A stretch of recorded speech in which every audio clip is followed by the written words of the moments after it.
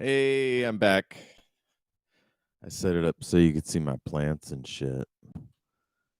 How's everybody doing? I'm Jeff. Friends call me Jefe. I have a podcast. It's called Everything is Awesome.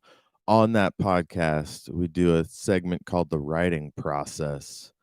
And I'm going to do that now. You've seen probably all these things, so I don't need to go into all this. Just check out the website, awesomepod.squarespace.com. And if you want to share your work, send me an email, everythingisawesomepodcast@gmail.com, or on Twitter at EIA Podcast, or me directly at El Jefe Tacoma. Okay.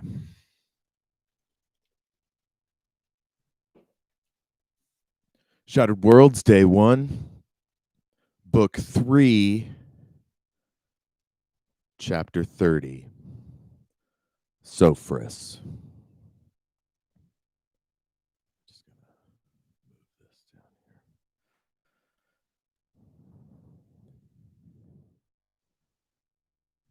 Moving stuff around my desktop here. And now I'm going to smoke weed because, I wasted all that time already.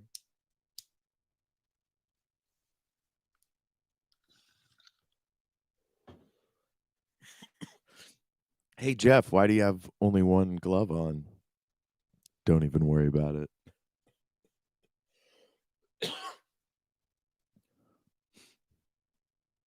Chapter 30, Sophris. He journeyed from house to house, following dribs and drabs of psychic energy. He stayed out of sight the best he could, only occasionally dipping out of phase when certain individuals were near. He'd realized, once he was out of the palace, that certain citizens seemed to present very little in the way of psychic chatter. He'd missed it at first, but eventually he gathered that these individuals must be either psychics themselves or employing some mental technology to mask their psychic signatures, effectively erasing them from Sophris's radar. He'd re- he'd reverse engineered a method of detecting such individuals that managed to alert him if they were nearby, without exposing his own position. After following various trails back and forth across the city, the trail finally ended at a small, dark building on the edge of a field strewn with abandoned equipment.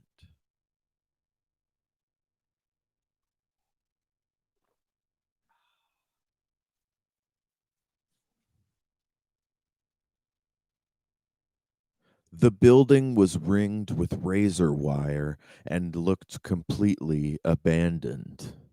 A keen observer, however, would notice a small bundle of communications antennae on the back of the roof, which marked it as a part of the city's security apparatus. This was undoubtedly one of the alleged black site prisons run by the IIS. Sophris presumed they were being used to hide their operations from the prying eyes of media and independent watchdog organizations. Inside, an empty eddy of thought swept around the edges of the compound. To any casual hunter, this spot would look devoid of human activity. Interestingly, the field beyond the building was also equally dark, as if the same technology hiding Marshall's agents was also masking a strip of land that stretched into the countryside. Sophris could see a narrow access road that appeared to have been recently traveled by a heavy wheeled vehicle. Sophris waited and watched. Just after sundown, a trio of drab sedans pulled up in front of the compound. An old man exited a shed near the gate, shined a flashlight at the cars, then waved them through. Sophras dipped in behind the last car, mingling his scent with the exhaust and blending in with the weak pallor of the brake lights. The old man was none the wiser. As soon as he came close to the building, however, his powers dimmed. He took cover behind some oil barrels on the side of the building and debated what to do next. He was a gifted infiltrator, but he wasn't used to working without his powers. He would be at a distinct disadvantage. His one saving grace would be his opponent's overconfidence. They clearly had no fear of they clearly had no fear of being discovered. Sophros ate some of his rations and waited. It could be a while before he had an opening. He had to stay ready. Love you, Sophros. What a charming, charming lad.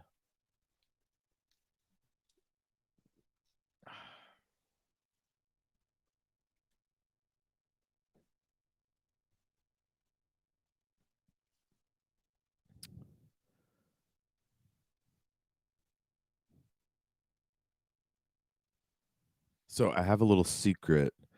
Um, I'm still in the editing phase of the book, right? And I've been debating whether or not to make Sophros to rewrite Sophros as a non-binary character.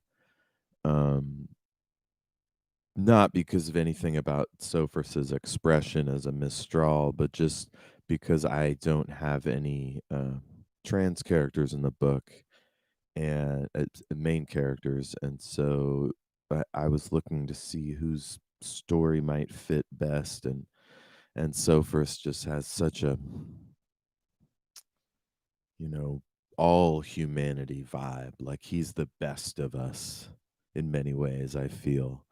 Um, and so it'd be interesting to be able to tie into the different ideas of masculinity and femininity and shared identities inside one person or whatever. But if I'm going to go down that road, I'd like to consult with my friends who are non-binary, maybe have somebody do an editing pass, before I unleash anything like that into the world, because obviously that's not my story. So um there's only so much I could do on my own. Anyway, enough of that. Chapter 31. Grundle. There, you see it? Grundle was pointing to a gold, green, and chrome sculpture amongst a sea of vessels, its elegant curves standing out even at a distance. Sandemon nodded. Grundle detected Grundle detected the hint of a smile on the old man's thin lips. Grundle zoomed in on the image. He pointed at the call letters EFJ 8200. There she is, the Horus. A jewel of a ship she is. Sandemon smiled openly and patted Grundle on the arm. Have you any pictures of the interior? Grundle smiled, producing his handheld and scanning its various albums for interior shots. He settled on a set he'd put together for this exact purpose.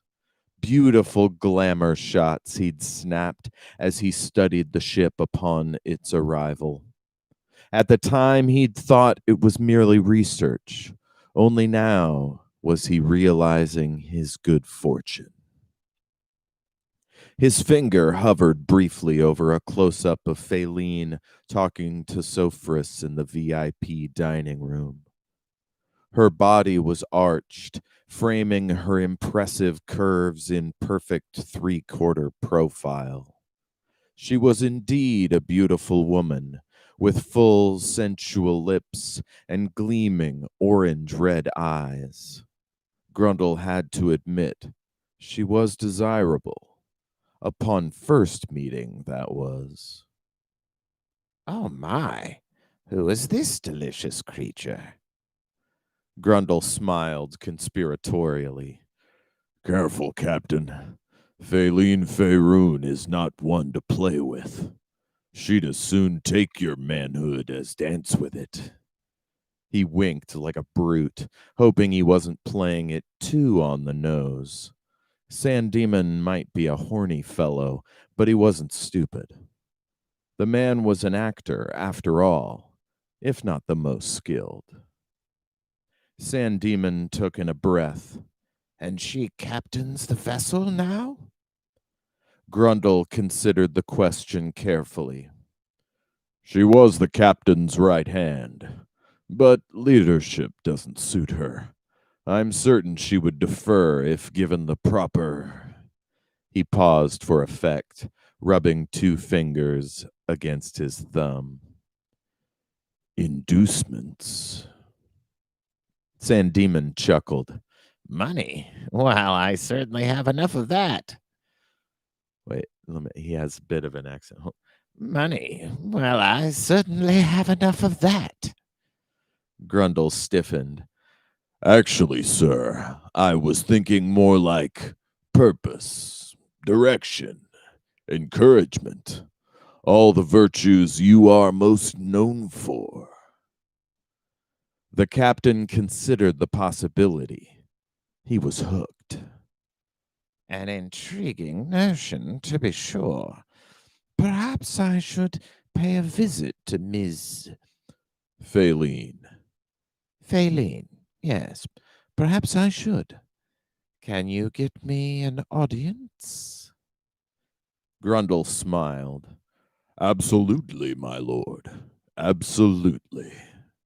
He scrawled a quick note, as if the thought had just occurred to him, then looked back up at the captain. Shall we drink? Sand Demon lifted his glass and smiled. His eyes were sparkling. To adventure!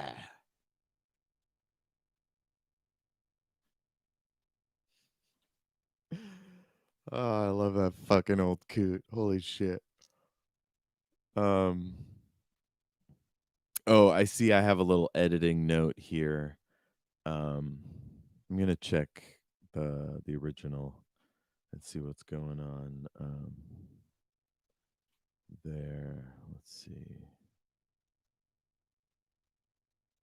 He was a prisoner.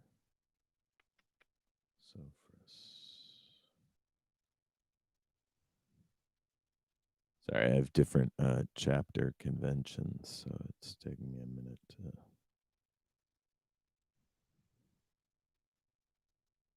No. I guess I'm farther along. Ah. Joran, blah, blah, blah. No. Did you ever pilot a ship of its like?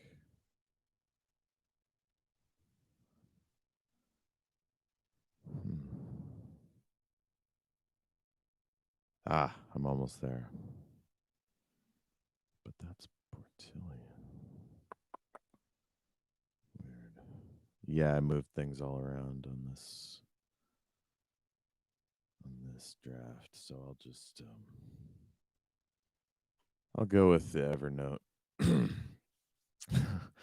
Although there might have been some chapters that I snuck in there. Shit.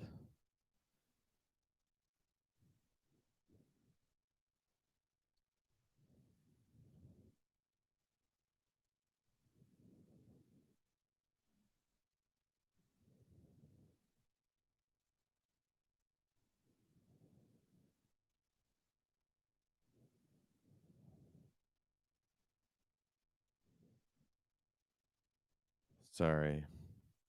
I'm gonna have to go off of the Evernote for chapters. So, chapter 32, Joran. Surprisingly, Joran and Torvald were getting along great. It was like they were actors in a play only they knew was being produced. The rest of the media seemed delighted by their interplay. Joran's story was well known, of course, and Torvald's part in it, so his cooperation with the clownfish was noted. His coverage, after all, had most likely earned Joran his walking papers. The Corinth massacre hadn't been his fault, of course, but Torvald's reporting had piled on enough doubt that the Corps couldn't keep him on without facing criticism. Joran had thrown a punch, Torvald had threatened to sue, and the damage was done. Joran had quit the capital and dragged his new wife and child to the greater domain in relative disgrace.